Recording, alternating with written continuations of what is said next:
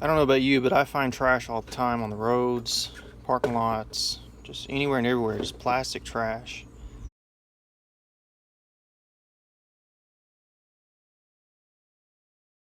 And it's not bad. You can actually use this stuff. It's got to be cleaned somewhat, like it can't be soiled too badly. You got to take off the labels, but lids work really well. Straws, cups like this, that paint's okay, but you got to take these sorts of things off. I don't have a blender that will grind up this thick plastic, but this would be fine too. Um, I just would need a more powerful blender or a machine that can grind up this plastic. So here we go.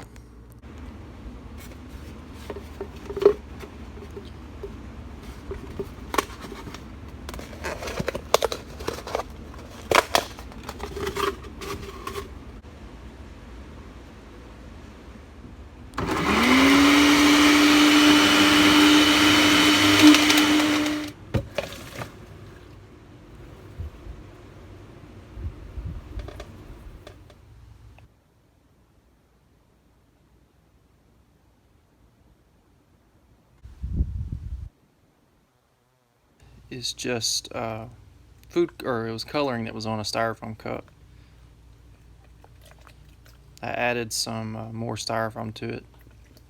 Food color, or the dyes that are on the paints, the blacks and the red that are on styrofoam cups, get into this, but it's okay. It's not going to really harm anything. It just makes it less pretty, I guess. Remember to take the labels off.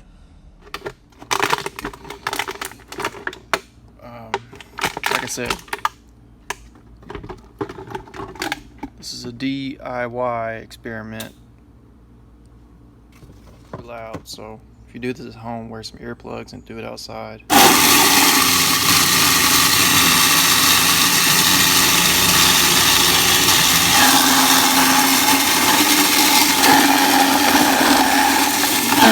Just to expedite the process a little bit, I already have some ground up. It doesn't grind it very finely, but that's okay for this experiment. Foam and gasoline. Acetone is actually better to use, but gasoline works fine. This styrofoam is like glue now. It's like it's the equivalent of like a caulking glue. Obviously, what I'm about to create with this and this is very rudimentary, very, it doesn't have much creativity to it, but I'm going to get creative with it. You can design all sorts of things with plastic. I might in the future actually melt this down even further into small particles.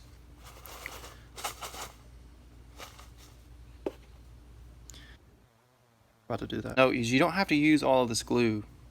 You can actually store it in I mean, this is a pretty thick plastic, or a glass would probably work best with some sort of, I designed a little lid for it. It's basically just to keep the glue, the old styrofoam, the polymer, moist. You don't want it for it to already dry, you understand. But any solvent, gasoline, paint thinner, acetone works the best though, can be used.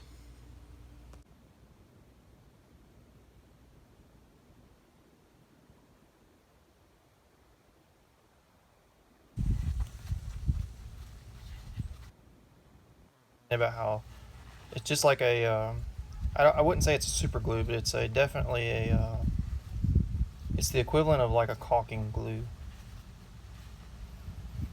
You use just a little bit of plastic to make anything you want, really.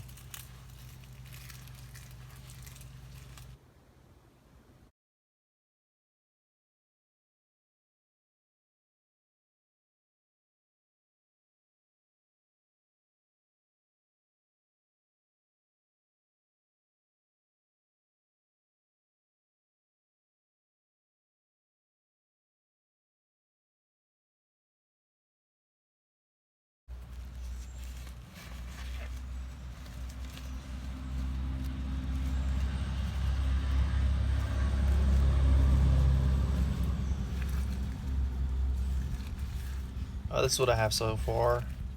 Just a big mess, honestly. No, like I said, this isn't the best example I've made. I'll show a picture of this ball is a little bit too,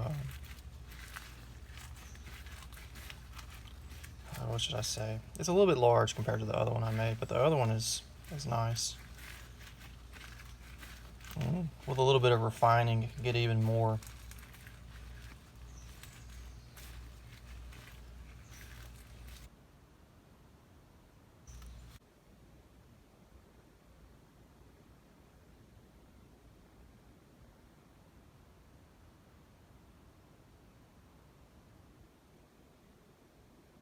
So I went ahead and stuck this in the freezer.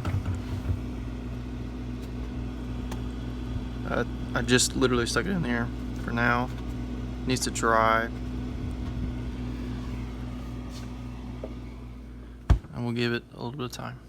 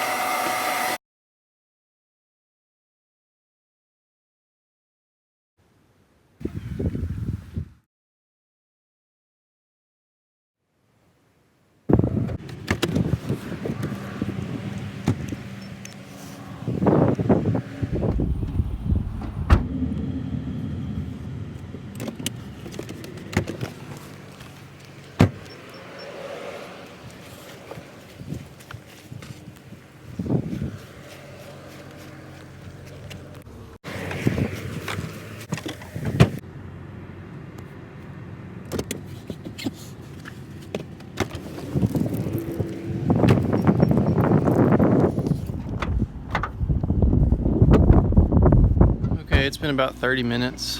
Let's check on this. It's still pretty soft. Yeah, see? It's more rubbery now than it is, or than it was earlier.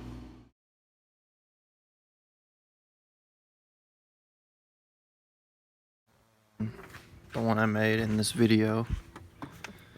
This one was made with gasoline. The plastic particles are harder or bigger, and it's also spongier.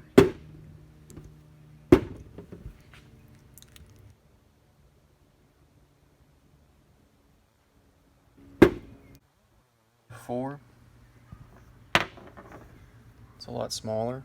The plastic particles were smaller. It was made with acetone also instead of gasoline. So I think that this one's harder because it has smaller plastic particles, and I used a better solvent. A better solvent takes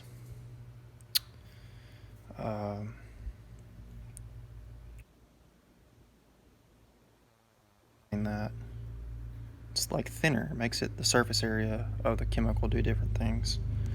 Whereas gasoline is more oily, so you end up with a spongier thing. This is probably ideal. This is the ideal size. The end of both.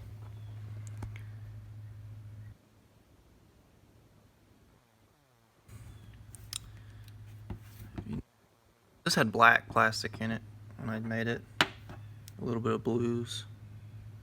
It's actually beautiful, considering that it's trash. The I also put just a tiny drop of super glue in it, but the whole thing is solid all the way through, so it wasn't the super glue that made it hard. This one has been dry for about a week. It's literally as hard as a rock, and it's very light. It's very I wouldn't say brittle. I'm not really sure what to describe it. But when it heats up, it does soften.